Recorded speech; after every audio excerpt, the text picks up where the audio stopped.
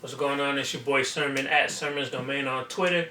Today, it was announced that Pusha T is now the new president of Good Music. It was announced through Billboard. They did a little interview / announcement type of thing, and it's interesting.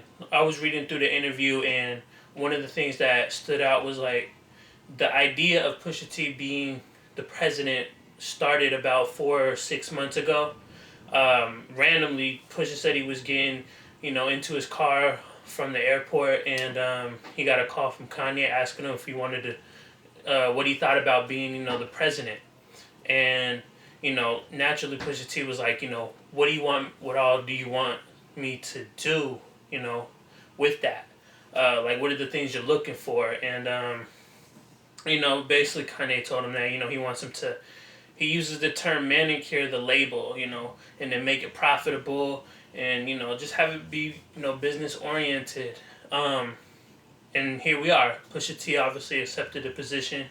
But it's interesting right off the bat, like, it's weird to have an artist be your president like that. I mean, we've seen it in the past, and we see artists with labels all the time, but it's still always a weird thing because it's like there's two scenarios. You can either be really good at it or you cannot be really good at it. We've seen artists that cannot run a label themselves, cannot do anything with the artists that they sign or the artists that are already signed to the label.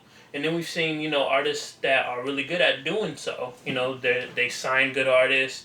Like Scarface. Scarface is one person that is very underrated in that field. I remember in his book he was talking about how he wanted to sign T.I., Pastor Troy, Ludacris, and this is like 2000 or like 99.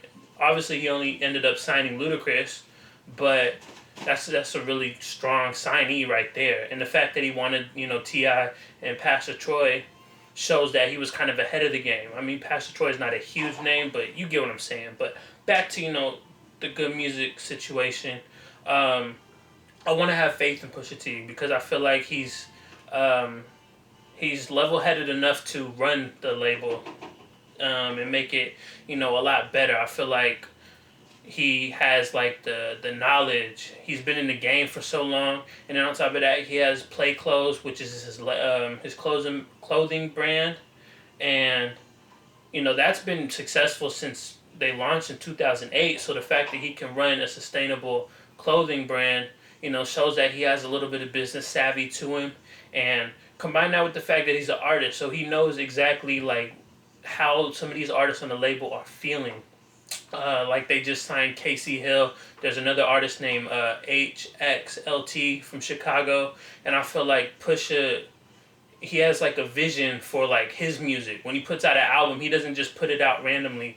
He has a plan behind it, and he spends a lot of time crafting it. So I feel like he can bestow this knowledge onto like the newer signees and grow Good Music as a brand. Make it bigger, because the only person on Good Music that dropped the album this year was Big Sean.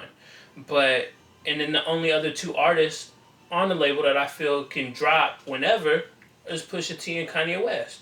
But they have a lot more to offer. Like I said, those two new artists they signed, and Sci-Hi the Prince, who is very, very underrated. He's put out a lot of good mixtapes, which I get that it's hard to market him, but I feel like maybe Pusha T can figure out how to, go about it and eventually get an album out from him.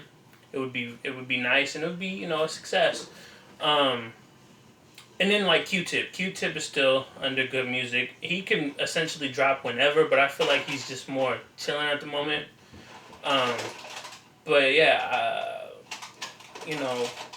like I said, there's good sides to it and there's bad sides to it. So it's really up to us, to give Pusha T a fair shot. I've already seen people like question like why Pusha T is the president, but you got to realize Kanye has a vision for people that a lot of people don't see right off the bat. I mean, I was reading a book about Kanye and just how many times he was denied, but he knew that he was going to be like a big deal. He had that confidence. He was cocky about it.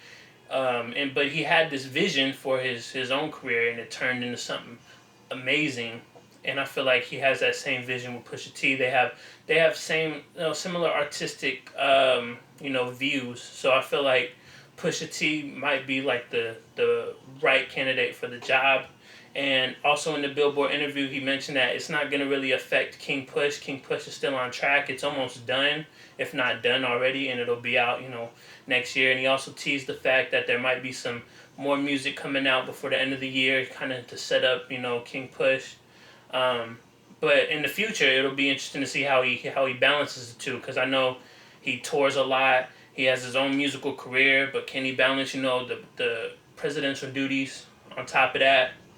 And the final thing I wanted to throw in, which I thought was pretty cool, was the fact that we might get another good music compilation in the future. He kind of made it seem like it's so easy to do. Like he can literally like call up these people and then boom, it'll start happening. They create something, uh, take it over to Kanye West, who will add his touches to it, and then it could happen. So he left that lane open, and I hope it happens because I think it would be good exposure, continue to be good exposure, even just a mixtape, something. But like I said, give Pusha T a fair shot. But I definitely want to hear your thoughts. Your initial thoughts on Pusha T becoming the Good Music President. Let me know in the comment section below. Like the video, subscribe to the channel if you're not already. Share the video. Follow me on Twitter at Sermons Domain. And as always, thank you for your time. I appreciate you for watching. And until next time, peace.